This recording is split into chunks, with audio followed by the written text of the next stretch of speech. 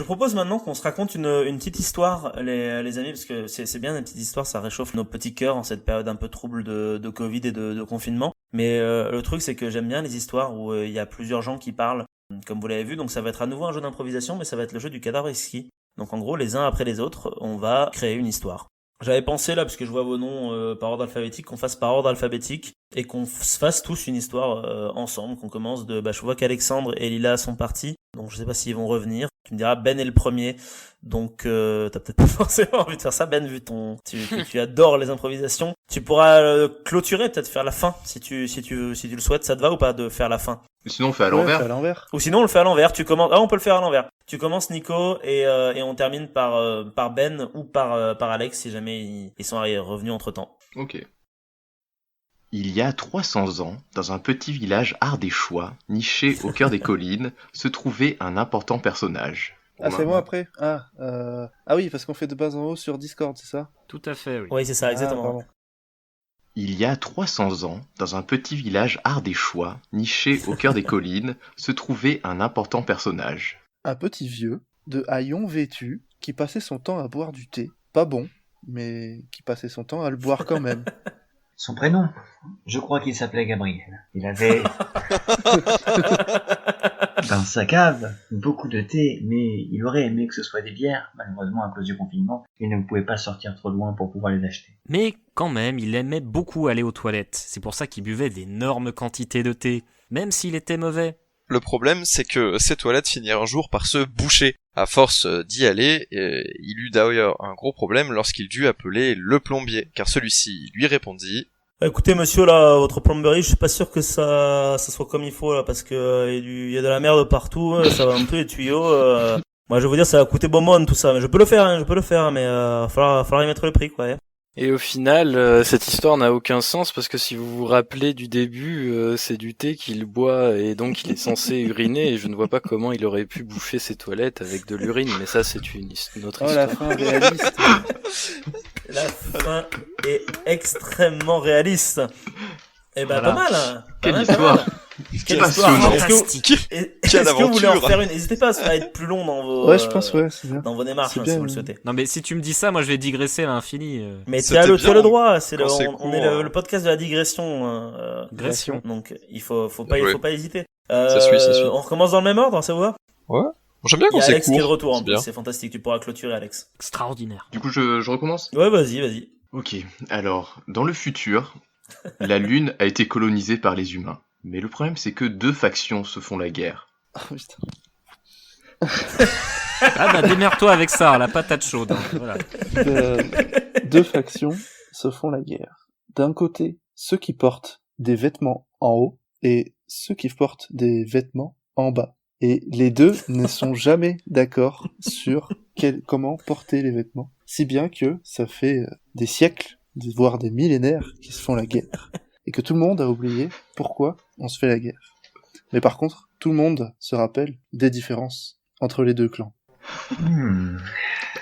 Ce scénario, c'est peut-être aussi le scénario de Roméo et Juliette, version porno. Parce qu'effectivement, vu qu'ils n'ont pas beaucoup de vêtements, ils sont obligés de s'unir les uns avec les autres pour pouvoir former une parure complète. Jusqu'à il y a peu, où finalement on a autorisé les mariages entre gens du même clan. Et alors, s'est produit quand même un miracle. Ce miracle, c'est celui de l'amour. Et c'est ça qui est beau dans ce genre d'histoire. C'est ça qu'on aime. Car oui, d'un côté, on avait ceux qu'on appelle les traîne-boules, c'est-à-dire ceux qui n'ont pas de vêtements bas. Et de l'autre, on avait les... Alors, par contre, il va falloir que je trouve un nom sympathique aussi. Les pullovers. Voilà. Ça a été les pullovers et les traîne-boules. Mais suite à ce mariage incongru entre Roméo et Juliette, hein, parce que soyons dans l'originalité, eh ben, il y a une fusion entre les deux. Et c'était beau. Mais, suite à une horrible tragédie... Suite à une horrible tragédie, Roméo et Juliette finirent par défusionner. Car en réalité, les potalas qui avaient été donnés par le vieux Caillot finirent par se briser après l'attaque du grand méchant Sel sur la Lune qui avait menacé de la détruire. Ce qui se produisit alors fut effectivement un véritable miracle car les deux peuples décidèrent de s'unir en levant tous les bras pour que le grand Popol décide de se soulever afin de pouvoir vaincre et détruire le malicieux et ambitieux Sel. Seulement, Cell avait plus d'un tour dans son sac. Eh oui, car en effet, Cell n'était pas tout seul, il était avec son frère Poivre. Et le chibre géant soulevé par tous les humains grâce à leurs mains levées dans le ciel, le fameux grand Popol, eh ben ne suffisait pas à vaincre la puissance terrifiante de Cell et Poivre ensemble. Du coup, nos deux amis Roméo et Juliette défusionnés, du coup, à présent, n'ont plus assez de puissance et c'est tragique parce que du coup, Poivre arrive et puis met du poivre, c'est son pouvoir, de mettre du poivre dans les yeux de tous les habitants de la Lune, qu'ils soient des gens avec des pantalons ou des gens avec juste des t-shirts, et ils sont là comme ça à se gratter les yeux, à faire ah mon Dieu, on a du poivre dans les yeux, et puis heureusement, il se passe quelque chose quoi. Alors il est à noter que ce schisme qui avait jadis séparé l'humanité en deux, ceux qui portaient des vêtements en haut et ceux qui portaient des vêtements en bas, n'a été réglé que lorsqu'ils se sont lancés à la conquête de la Lune, puisqu'en effet, en arrivant sur place, se rendant compte qu'il n'y avait pas d'atmosphère, eh bien les deux, eh bien, que vous soyez vêtus que de la moitié supérieure ou que de la moitié inférieure, eh bien, systématiquement, en débarquant sur la Lune, cela entraînait la mort. Et donc, au final, c'est des raisons pratiques de décompression qui ont mené, eh bien, ces clans à mettre de côté leurs différends et à se dire peut-être qu'ensemble, en complément, eh bien, de l'un de l'autre, on sera plus fort et on pourra vivre ailleurs que sur Terre. Bravo. C'est une belle histoire. Félicitations. Alex, je sais pas si Alex est de retour. Alex, tu as un ex qui pite? Non, Alex doit pas être... Ah si, il a bougé. Ouais, non, je suis là, ouais. Ah. Qu'est-ce que tu veux conclure ça, toi on vrai peut que ne la pas faire de conclusion conclusion, était déjà bien, on peut s'en refaire un dernier où t'es là, Alex, y a pas de souci. La conclusion de Ben sera largement suffisante. Je vous propose qu'on en fasse un dernier, mais un dernier en mode un peu fifou. Un dernier en mode aléatoire. C'est-à-dire que à chaque fois que vous avez terminé votre phrase, vous dites le nom d'une personne, et puis c'est lui qui prend la suite. Ok. Et je propose que Alex commence du coup. Si ça te va, Alex. Non, allez-y, parce que je suis... Si vous voulez, je commence. Ouais, vas-y Nico, ouais. Je commence. Vas-y Nico, c'était chaud, vas-y. Ok, donc nous sommes en 1944. La Seconde Guerre mondiale est à son plus fort, et en Allemagne, du port de Wilhelmshaven part un sous-marin avec des plans secrets. Le capitaine de ce sous-marin, c'est le capitaine Schulz. Il a une particularité, il a une cicatrice à la joue. Et il a une autre particularité. C'est que le capitaine Schulz a un frère jumeau qui s'appelle Bulch. Donc c'est Schulz et Bulch.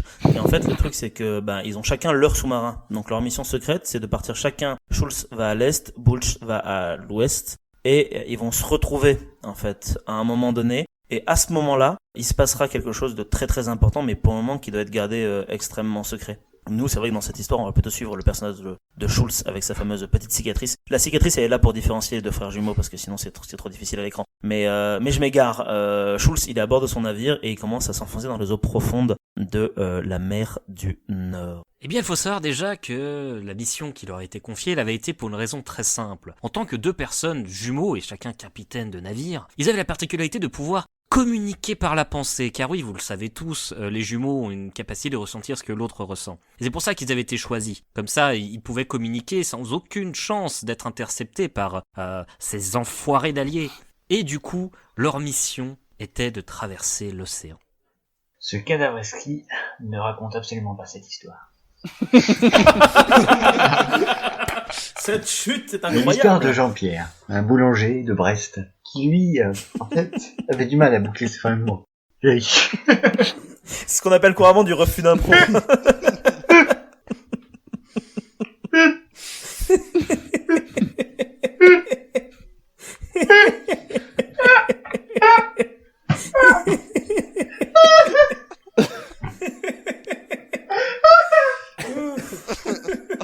Oh, j'ai hâte qu'ils montent l'épisode pour pouvoir mettre ce rire en accéléré, ça va être trop bien.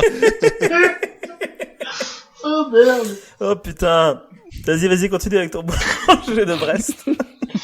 Il avait du mal à boucler ses fins de mois, et il se disait finalement, peut-être que je devrais vendre plus de pain, ou peut-être que je devrais ouvrir plus tôt. Et le problème, c'est que le confinement est arrivé, et malheureusement, il n'avait plus accès à sa boulangerie. Mais il avait déjà fait les pâtisseries de la veille pour le lendemain, et donc il se trouve face à un problème. Que va-t-il faire de ces 500 éclairs? Ah, eh bien, ce boulanger, face à ces problèmes, s'est tourné, selon toute vraisemblance, vers un armateur chinois qui proposait, eh bien, pour les gens justement qui ne pouvaient plus arrondir leur fin de mois à cause du confinement, qui a monté une expédition sur une caravelle qu'il a habilement baptisée la dernière caravelle, Joli. qui a été envoyée pour trouver au final sur un continent imaginaire dont lui seul a priori connaissait l'existence, envoyé à la rencontre des hommes champignons dont la médecine était supposée être très avancée, et cette médecine aurait pu en cette période de pandémie peut-être les aider à trouver une solution à l'arrondissement des fins de mois. Et c'est à ce moment-là que Schultz, vous vous souvenez, le frère jumeau de Schultz, se réveille. Il est dans son sous-marin. Il se prend la tête, il se dit bon sang, mais les alliés m'ont drogué. Tout ça n'était qu'une horrible hallucination. Avec cette personne qui parlait de Cadavreski, de boulanger de Bresse. Il y a un traître à bord du navire. C'est obligé, il y a un traître. Du coup, en bon capitaine, Schultz décide de rassembler son équipage. Et il commence à passer dans les rangs pour les sentir. Il les sent. Il sent, voilà, il y en a qui sentent l'alcool, il y en a qui sentent le vieux cuir. Et il y en a un qui sent les éclairs. Il se dit, ah, mon rêve était prémonitoire. Ce gars-là, c'est la taupe. Et du coup, il l'accuse. Et il se trouve que cet homme, dont j'ai oublié le nom, là, le boulanger de Brest. Jean-Pierre, respecte un petit peu la profession. Jean-Pierre. Il se trouve que cet homme... Mais pour des raisons scénaristiques, on l'appellera René. Parce que c'est une taupe. D'accord. Donc, il se trouve que René, la taupe, était également René, le boulanger de Brest. Et que le rêve du capitaine était prémonitoire et que la taupe fut enfournée à 250 degrés pendant 7 heures afin de faire la plus belle pâtisserie de tout le bâtiment. Ce que ne savait pas Schultz, c'est qu'en réalité, celui qu'il venait de mettre dans un four pour en faire une délicieuse friandise appétissante au chocolat, que certains paysans français appelaient une chocolatine et que les vrais Français savaient comment ça s'appelle. Oulala Le tacle. Oula, ça cherche les noises, il y a quand même 2 bordelais On ici. va pas le faire. Et c'est peut-être l'objet du débat suivant. Exactement. Ce qu'il ne savait pas, c'est qu'en réalité, les Alliés l'avaient véritablement drogué et qu'il avait confondu son frère Gulch. Oh non. C'est terrible. Tu veux dire qu'il a foutu son frère jumeau dans le truc? C'est Et horrible. oui, car les Alliés l'avaient malheureusement drogué. Effondré par la nouvelle, il décida de se jeter à l'eau. Malheureusement, comme il était dans un sous-marin, il ne pouvait pas. Du coup, il devait trouver une solution plus expéditive. Et cette solution, c'est Ben qui va nous la dévoiler. Et là, il se réveilla. René, Jean-Marie, le le charcutier boulanger, de était Nice. chez lui.